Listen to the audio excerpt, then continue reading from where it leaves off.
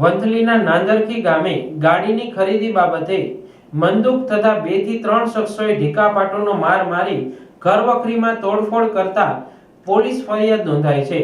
વંથલી તાલુકાના નાંદરકી ગામે ગાડીની ખરીદી બાબતે બંદૂક તથા જયદીપ ભારાઈ અને તેની સાથે આવેલ અજાણ્યા માણસે ફરિયાદી હમીરભાઈ વાલજીભાઈ પાટડિયાના ઘરે જઈ સોનલબેન કાનજીભાઈ પાટડિયા અને તેમના બા કંચનબેન કાનજીભાઈ પાટડિયાને મન ફાવે તેમ ભૂંડી ગાળો બોલી શરીરે ઢીકાપાટુનો માર મારી ઘરમાં પ્રવેશ કરી ઘરવખરીના સામાનને ભાંગી તોડી નુકસાન કરતા બંથલી પોલીસ સ્ટેશનમાં ગુનો દાખલ કરવામાં આવ્યો છે।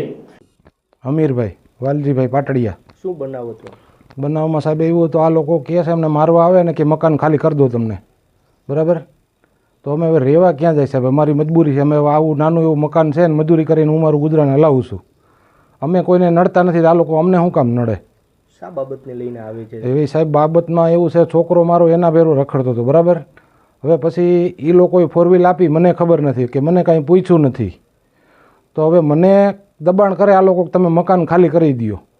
તો હવે અમારે રહેવા જવું ક્યાં સાહેબ? હવે અમારી પાસે નાનું એવું મકાન છે અને મજૂરી કરીને મારું ઘર હલાવું છું, હું કોઈને કાંઈ નડતો નથી, તો અમને આ લોકો શું કામ નડે એમ અને પરેશાન કરે। આ લોકો 3 ફેરે અમારા ઘરે આવી ગયા। 8 તારીખે આવ્યા હતા, પછી 29 તારીખે આવ્યા અને પાછા 25 તારીખે આવ્યા।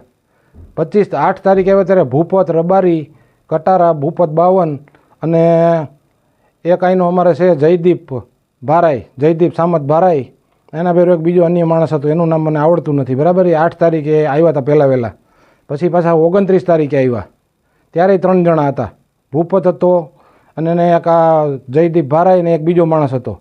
અને કાલે ભૂપતે 2 માણસોને પરમ દિવસ મોકલ્યા, બરાબર? એટલે આ ભાંગતોડ બધી કરી ગયા। હું તો ઘરે હતો નહીં, મને ફોન આવ્યો ત્યારે ખબર પડી, એટલે આ ભાંગતોડ થઈ, એટલે હું કાલે આવ્યો ને પોલીસ સ્ટેશન ફરિયાદ લખાવા ગયો।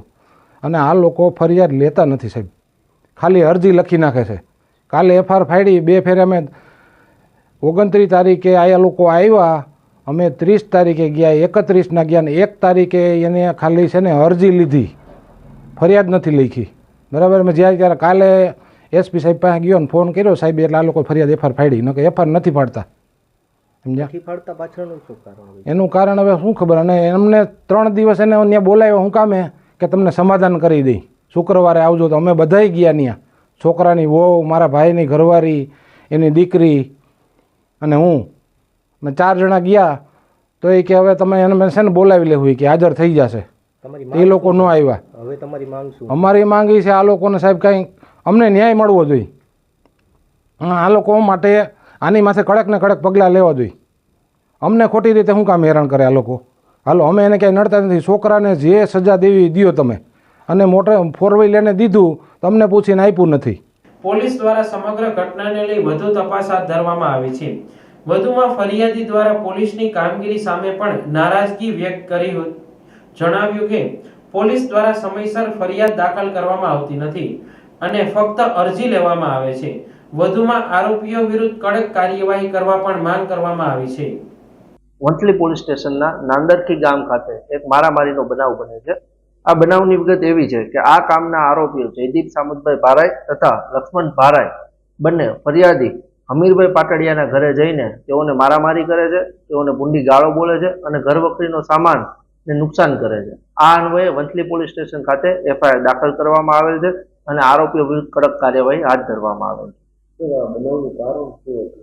બનાવનું કારણ એવું છે કે અગાઉ તે લોકોએ એક ગાડીની ખરીદી કરેલી, જે બાબતે તેઓને ડિસ્પ્યુટ ચાલતું હોય, જે બાબતે મારામારી થયેલી।